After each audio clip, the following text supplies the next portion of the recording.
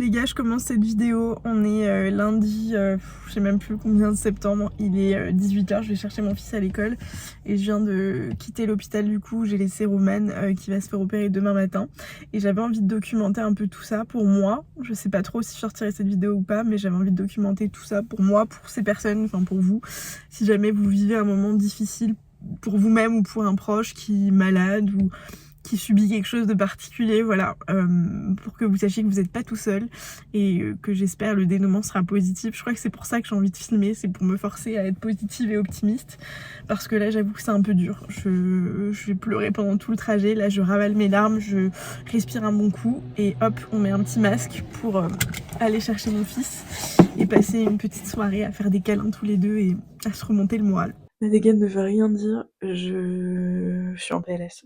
Je vais pas vous mentir, je suis en PLS. Sandro ressent. Il va avoir 4 ans, donc on lui a parlé, on lui a expliqué, on lui a dit, alors avec des mots adaptés à son âge, mais on lui a expliqué quoi. Et c'est arrivé une fois où Roman est parti 2 jours, ah oui, faudra peut-être que je vous raconte d'ailleurs ce qui se passe. Enfin, vous m'en voudrez pas, mes lumières artificielles ont pété, j'ai un micro approximatif dans la main, bref. Et je vais étendre mon linge, j'ai pas mangé, je suis... Bref, mais en gros, pour vous expliquer ce qui se passe, donc Roman est né avec une malformation cardiaque.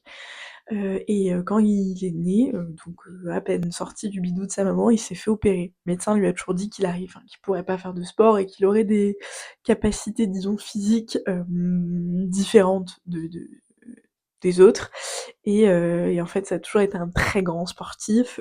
Et depuis quelque temps, il sentait il y avait un truc qui avait changé.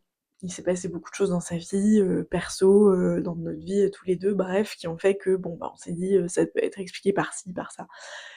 Il s'est écouté et il allait faire plusieurs examens. Il se faisait suivre du coup suite à ce problème cardiaque de naissance tous les ans ou tous les 2 ans. Le médecin disait bon bah je vois, bon, il y a pas grand chose, mais il y avait un sujet. Voilà, on a 2 côtés dans le cœur, disons côté A, côté B. Ils sont pas forcément censés communiquer entre eux et en fait, il y a une passerelle entre les deux et Roman lui a en gros un trou qui fait que bah ça circule entre les deux. Il devait se faire opérer du coup par rapport à ça c'était je sais plus en début d'année et on devait passer par vous savez la jambe, enfin l'aine, donc voilà, c'est pas, il devait rester 2-3 jours et c'est tout quoi. Donc il a fait cette opération et ils se sont rendus compte que le trou était plus gros que prévu et qu'ils pourraient pas le faire en passant par l'aine. Et donc ils se sont rendus compte aussi en faisant l'opération qu'en fait il y avait un autre sujet. Et bref, voilà. Donc il a refait des examens complémentaires et ils se sont rendus compte qu'en fait il faudrait opérer à cœur ouvert. Et il y a 2 opérations en une, il a 2 choses à régler. Donc ça fait du coup depuis le début de l'année qu'il sait qu'il va devoir le faire. Et il a choisi son moment parce que en fait c'est une opération qui implique beaucoup de choses. Déjà une préparation en amont. Ça fait je pense 1 mois, enfin 3 semaines qu'il a des rendez-vous médicaux dans tous les sens, kiné quasiment tous les jours, il y a une préparation physique, une préparation, enfin un entraînement d'athlète le truc, pour préparer son cœur au mieux en fait. Parce qu'au plus son cœur sera en forme, moins de difficultés il aura à récupérer. Il a fait des tonnes des tonnes de rendez-vous médicaux, scanner à tout va, du nez, des sinus, de la gorge, du thorax, du truc, des dents, enfin bon. Voilà, une opération qui se prépare un peu, et puis l'opération en elle-même, c'est une opération à cœur ouvert, donc ça implique qu'on t'ouvre tout ça, une opération à cœur ouvert, genre un truc bien costaud. Et puis après, ça implique aussi que pendant au moins 1 mois et demi, il soit pas à la maison, puisque là du coup, si tout se passe bien et tout se passera bien, il n'y a pas de sujet, il va rester plusieurs jours en réanimation, puis ensuite il reviendra en chambre, puis on pourra le voir, puis il devra apprendre à se lever. Il restera entre 10 et 15 jours à l'hôpital pour finalement aller dans un centre de réadaptation pendant 5 semaines. Donc pendant plus d'1 mois et demi, il sera pas avec nous. Donc déjà très compliqué d'être loin de lui, alors j'irai le voir, enfin c'est un non-sujet mais c'est pas la même chose. Pendant si longtemps, par rapport à Sandro aussi, c'est aussi un chamboulement pour la vie de famille et puis de voir son état, de le voir mal, de le voir souffrir, de le voir être en difficulté, même si, et c'est ce qu'on s'est dit tout à l'heure, la priorité, la seule chose qui compte, c'est que demain, on m'appelle pour me dire ça va, tout, j'ai envie de chialer, pour me dire ça va, tout s'est bien passé. Après, il va souffrir et ça sera dur et ça va prendre du temps et c'est ok, mais juste qu'il aille bien en fait. Après, tout le reste, on va y arriver, il va y arriver, ça va être dur, il va avoir mal, tout ce que tu veux, ça va être long. À la maison, ça va être long sans lui, mais je veux juste qu'il aille bien. Donc là, en vrai, Je suis juste un peu stressée, normal, à juste titre, parce que j'ai un peu renfloué ce truc pour le rassurer, pour lui dire: «Mais il y a aucune raison de stresser, on est en France, je veux dire, on a la chance d'avoir un système de santé de folie, des médecins de folie et c'est un non-sujet, genre j'en suis convaincue, tout ira bien, il y a pas de». Mais putain, qu'est-ce que ça fait stresser, c'est tellement lourd comme opération, enfin c'est putain, le cœur ça fait flipper quoi, c'est et puis ça me ramène à des trucs que j'ai vécu, enfin bon, bref. Et juste j'ai peur, j'ai peur, j'ai peur parce que même si je suis convaincue que tout ira bien, avec tout ce qui s'est passé dans nos vies, j'imagine le pire. Ça me fait peur. Je vous montre ce que je vis de bien et de moins bien depuis quasiment 10 ans maintenant ici. Ça c'est une épreuve qui est pas ouf et c'est une épreuve qui fait partie de ma vie et que j'ai envie de vous documenter aussi parce que je sais qu'on est plein à vivre ce genre de choses. Il y a des personnes qui vivent des maladies sur le long terme, qui doivent accompagner des gens pendant des mois, c'est une résilience qui est des mois, des années, c'est une résilience qui est énorme. J'ai eu un respect monstrueux pour tous ces gens qui vivent la maladie depuis des années et qui l'affrontent, j'en ai autour de moi, c'est vraiment genre respect éternel et pour tous ces gens qui perdent des proches du jour au lendemain sans que ça ait, sans avoir été avertis. Voilà, ça a été mon cas, ça a été celui de Romain. C'est dur aussi. Là, c'est dur. Bref, en fait, à partir du moment où ça touche à la santé, c'est dur. Il y a pas d'échelle de gravité. On a tous notre histoire, on a tous vécu des trucs plus ou moins difficiles, c'est dur. Et j'ai l'impression que plus les années passent, plus comme t'as déjà vécu des trucs, ce que tu vis, ce à quoi ça te ramène, tous ces traumas qui remontent, enfin ça fait plein de trucs en plus. Je pense que la journée de demain va être horrible. J'avais prévu des trucs, j'avais prévu, je suis off toute la semaine, à peu près off, mais j'avais prévu des réunions de taf en me disant meuf, ça va m'occuper l'esprit. J'ai besoin de ça parce que pour avoir déjà vécu la maladie, l'opération et ce genre de trucs, je me rappelle très bien de cette journée d'opération qui durait, je sais même plus, 10 heures je pense, à avoir passé 10 heures à me tourner les pouces, à tourner en rond, à lire tout et n'importe quoi sur internet, à stresser comme jamais, c'est horrible, l'attente est horrible. Et puis psychologiquement c'est débile, mais il y a ce délire quand même d'essayer de pas craquer devant Sandro, pas parce que j'ai pas envie de lui montrer que j'ai des émotions, quoi que ce soit, c'est juste que c'est pas constructif et j'ai pas envie de lui transmettre mon stress. Je lui dis: «Je suis triste, papa va me manquer, mais papa va aller bien, papa va nous revenir en forme, etc. Mais ça va être difficile sans lui, il va nous manquer, et voilà». J'ai envie de hurler, quoi. Bref, à demain. C'est le jour J, il est 17 h je crois, et Roman devait se faire opérer ce matin à la première heure, donc il s'est réveillé, je pense, à 6 h du mat, enfin voilà, et donc j'ai pas trop dormi cette nuit. Bref, et en fait, il y avait un, comme il part en réanimation directement après son opération, il fallait qu'il y ait de la place et il se trouve qu'il y avait pas de place, donc du coup, il a attendu jusqu'à 12h30. On savait pas s'il allait se faire opérer aujourd'hui ou pas. Franchement, c'est des détails, hein, mais ce stress en plus, enfin cette attente en plus où tu te dis: «Putain, en fait, j'ai juste envie que ça y est, genre ce soit fait». Donc du coup, on a attendu jusqu'à 12h30 pour savoir si ça allait être aujourd'hui ou demain. À 12h30, il m'a envoyé un message, pour me dire c'est parti. Je suis sortie de la maison au moment où il me disait j'attends une réponse pour m'aérer un peu l'esprit. Et de genre 12h30 à 16h, j'étais au téléphone avec mes meilleures amies qui m'ont tenu compagnie pour que ça passe plus vite. Et franchement, elles sont incroyables, j'ai de la chance. Là, j'ai travaillé un peu, c'est débile, mais enfin, je suis off, vous savez. Encore une fois, j'ai ces différentes casquettes, mon CDI, ma casquette de créatrice de contenu et de consultante en free. Et donc je suis off pour mon CDI toute la semaine. Et pour la casquette d'influence, j'ai aucun contrat là. Enfin, tout ce que je devais faire, je l'ai fait avant. Hem et donc j'ai aucun contenu, disons obligatoire, enfin dans le cadre de collab à créer là cette semaine. Voilà, là j'ai envie de tourner pour moi, mais c'est voilà, pour le reste, je me force à rien. Et par contre, voilà, pour ma casquette de conseil, ça c'est débile, mais ça me fait me changer les idées. Là, j'étais en train de bosser sur une strat de Noël, ça me fait du bien presque, donc voilà. Mais en fait, je suis comme ça depuis tout à l'heure, vous savez, genre j'arrive pas à prendre ou à reprendre mon souffle. Je suis en mode enfin, voilà, je pense que je suis juste très angoissée, mais normal. Donc j'ai hâte. Je te jure, j'ai hâte qu'on m'appelle. C'est chaud, c'est du genre. Je tremble. Je tremble. Tout s'est bien passé. Je viens d'avoir un appel du coup. J'étais en train de reprendre un peu mon souffle. Du coup, j'ai eu j'ai eu l'appel du bloc et tout s'est bien passé. Enfin, l'opération s'est bien passée, ils ont pu faire tout ce qu'ils voulaient faire, donc c'est bon signe je crois. Là j'étais en train de préparer à dîner à Sandro pour aller le chercher à l'école et que tout soit prêt. Du coup il va être 18 h et je dois rappeler... Je suis tellement soulagée, vous n'imaginez pas comme mon cœur battait quand il dit bonjour madame. Bref, tout va bien. Bon, maintenant il y a quand même la réa, le réveil, tout ça qui va arriver, mais tout s'est bien passé. Je dois rappeler dans 3 heures en réa directement pour prendre des nouvelles et voir si on peut passer le voir, si déjà ça va, s'ils ont réussi à arrêter toutes les machines, enlever toute l'anesthésie et que tout va bien. Et ensuite on verra si on peut passer le voir ce soir ou demain matin, ou je sais pas, je pense que ce sera plutôt demain matin du coup, mais voilà. Mon mec est un super héros en fait. Du coup, je sais plus où je me suis arrêtée, mais hier, j'ai rappelé la réa vers 21 h je crois, et j'ai eu l'interne qui m'a dit que tout allait bien.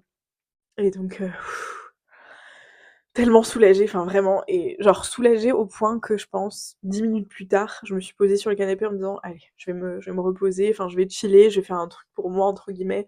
J'ai couché Sandro, enfin voilà, genre, en routine du soir qui dure 20 plombs, j'avais juste besoin d'être un peu tranquille toute seule. Et en, je pense, 3 secondes, je me suis endormie et je me suis réveillée en mode: «Je suis où?» Enfin, je me suis endormie dans genre de soulagement et d'épuisement, je pense.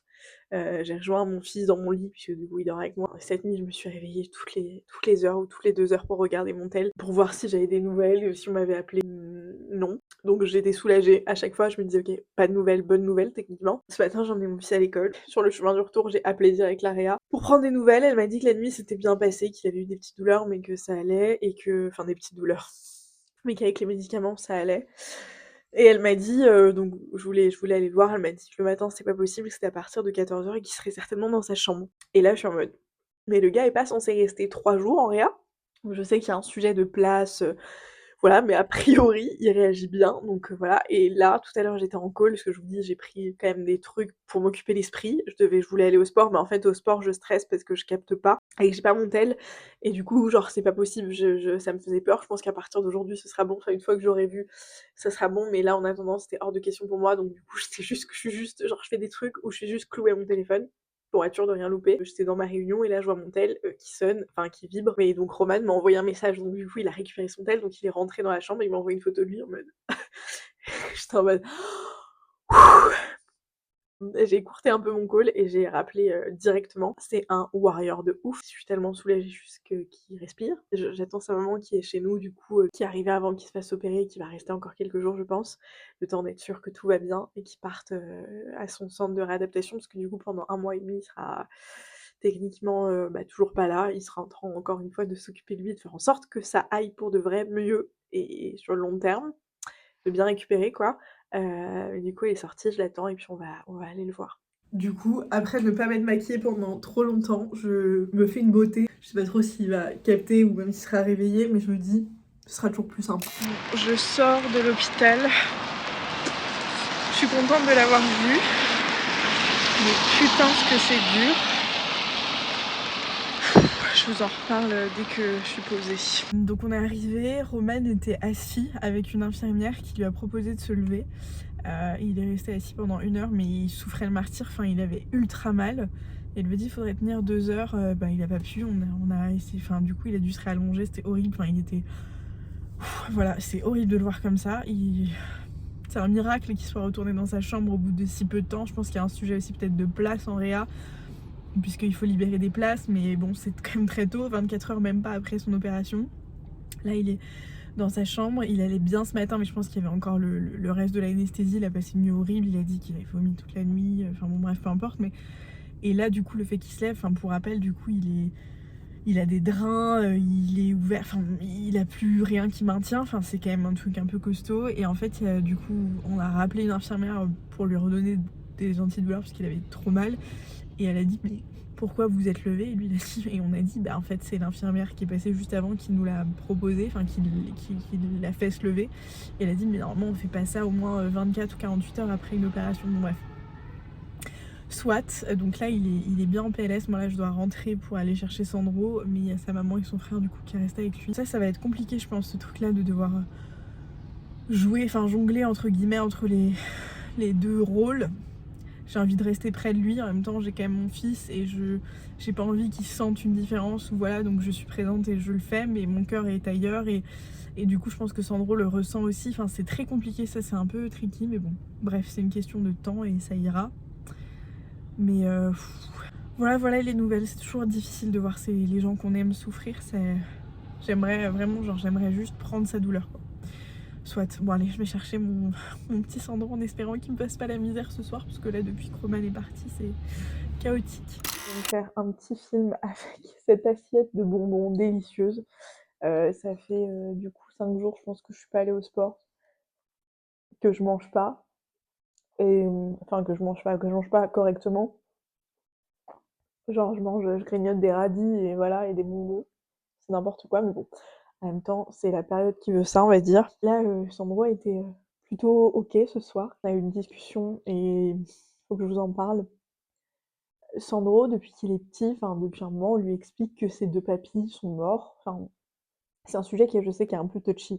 Genre la mort avec les enfants, on dit souvent il est au ciel, il est ceci, il est cela. Alors c'est très abstrait la mort, même à nos âges.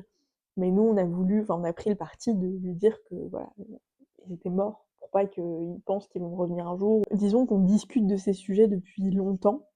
Et là, en gros, ce soir, il m'a demandé si son papa était au ciel. Et donc ça m'a fait un truc. Je lui ai expliqué que non, son papa était réparé, enfin que le cœur de son papa était réparé, et que ça allait, que là il avait juste besoin de se reposer, et qu'il nous reviendrait en forme, quoi. Et donc il m'a demandé si son papa était comme ses papis au ciel, dans le ciel, quoi. Et à chaque fois, ça arrive de temps en temps, c'est assez rare, mais ça arrive parfois qu'il me sorte des phrases comme ça. C'est bouleversant. Très joyeux tout ça, n'est-ce pas? Je me prépare en 3 secondes pour retourner à l'hôpital. On est jeudi, il est 8h40. J'ai déposé Sandro à l'école. Et en fait, ma belle-mère a passé la nuit à l'hôpital. C'était pas prévu, mais en fait, Roman allait trop mal et il souffrait, il voulait pas qu'elle parte. En fait, ils lui ont. Je pense que le fait qu'il se soit levé alors que. Il m'aurait pas. Enfin.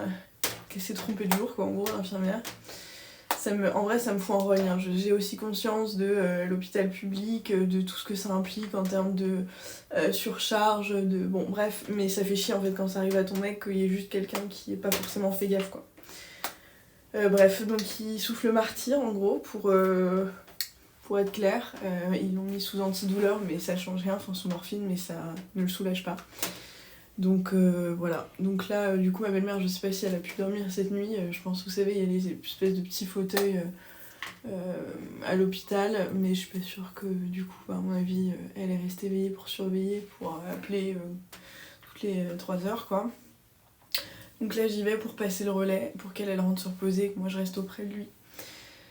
Et j'essaye de me blinder un peu parce que c'est toujours très très difficile pour moi de voir les gens que j'aime souffrir. Vraiment, encore une fois, je le redis, mais genre vraiment, je préférerais 1000 fois que ça m'arrive à moi. Genre vraiment.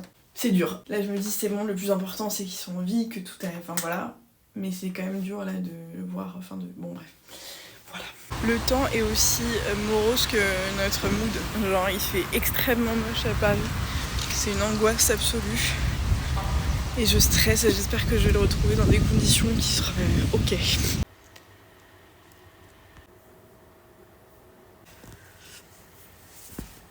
C'est franchement difficile. Je me suis endormie, Roman a fini par s'endormir aussi. Ils l'ont enfin transféré vers un autre service, vers son service initial, où les gens sont plus disponibles et plus adaptés, enfin ils connaissent son cas. Ils étaient hyper surpris du traitement que Roman a eu ces dernières 24 heures, à savoir pas d'antidouleur autre que du Doliprane alors qu'il vient de se faire ouvrir en deux. Donc ils ont adapté le traitement, donc Roman a moins de douleur mais du coup c'était fort, donc il avait des nausées, enfin bon. Ah c'est compliqué, il a réussi à s'endormir mais c'est compliqué, bref. Et du coup j'ai passé la journée avec lui, sa maman est venue, elle a passé la nuit, on se relaie. Et du coup là moi je vais chercher Sandro et en vrai j'ai plus d'énergie. Franchement c'est un petit peu compliqué. J'étais en train de filmer un TikTok et de filmer ma skincare, je fais souvent ça. Et j'expliquais du coup la discussion que j'ai eue hier avec Sandro. Et je me rends compte que c'est quand même très compliqué de vivre cette situation avec un enfant en plus, que ça change beaucoup de choses. Pour le coup j'ai déjà eu le bonheur, Je vous dis, quand je vous dis j'ai pas de chance, c'est que j'ai vécu, pas une situation tout à fait similaire, mais j'ai vécu la maladie, et le suivi de maladie, et opérations, et traitements, etc. avec mon ancien copain avec qui je suis restée 8 ans. Mais on n'avait pas d'enfants ensemble, on était plus jeunes, enfin il y avait moins de... Bref, on était moins établis quoi, dans notre vie. Là, c'est le père de mon fils, le mec avec qui je vis. Bon.